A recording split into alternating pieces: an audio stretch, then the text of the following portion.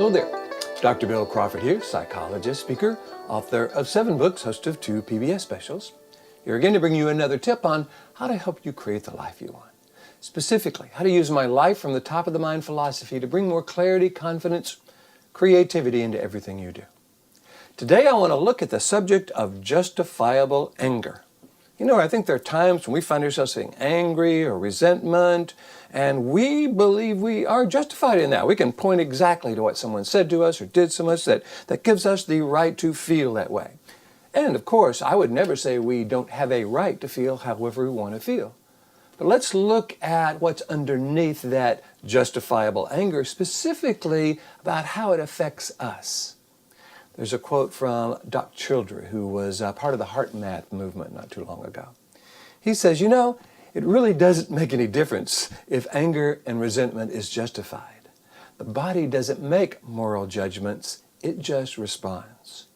So let's look at what happens when we get angry or resentful. See, what happens is that actually throws us into a experience, a way of being, a mode of fight or flight, because the body thinks, okay, if there's something we are angry at, we must be in danger, and we may need to fight it or run away from it. And so that anger, resentment, stress, frustration is all actually a series of chemical changes in our body.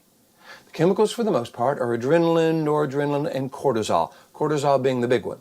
So the job of cortisol is to rush throughout our body, shutting down our immune system, so we're more susceptible to illness, shutting down our digestive system, that's where ulcers come from, shutting down our production of protein, which is what the brain functions on, and increasing our production of glucose. Because in a fight or flight situation, glucose is where we get our energy.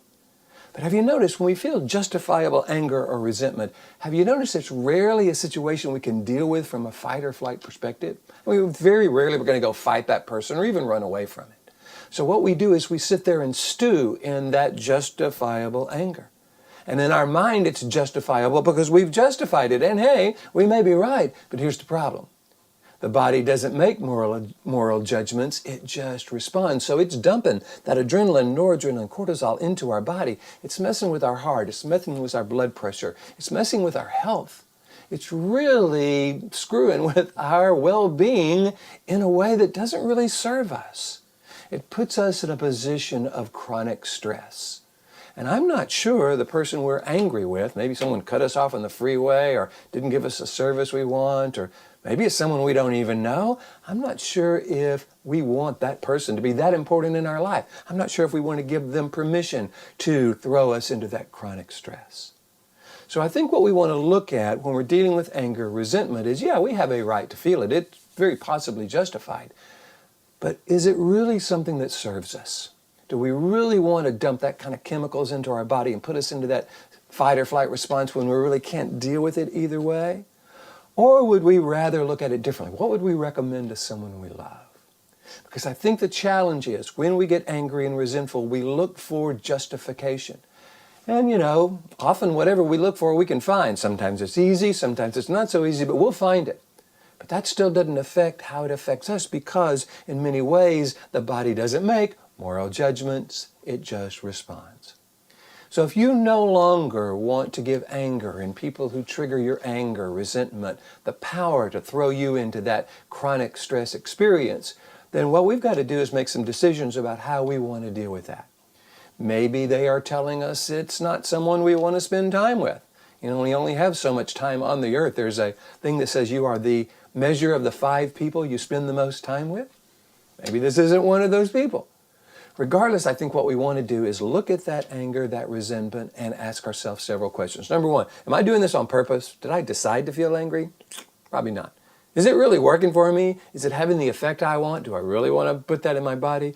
Is this how I want to be defined? I'm a person who deals with this situation with anger. And I love the 4th one. Would I recommend that to someone I love? These are what I call top-of-the-mind questions. They engage us upper 80% of the brain and allow us to bring a certain purposefulness, clarity, confidence, creativity, compassion to everything we do.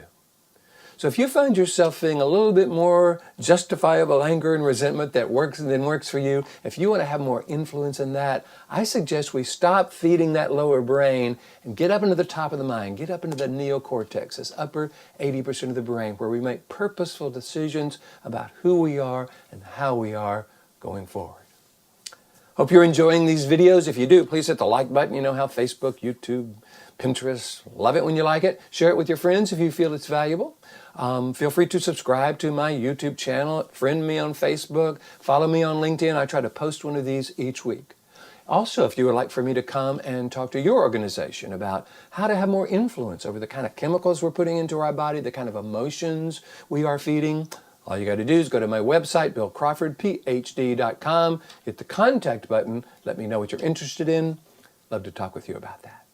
In the meantime, here's to you, bringing more clarity, confidence, creativity to everything you do, and I look forward to seeing you in the next video.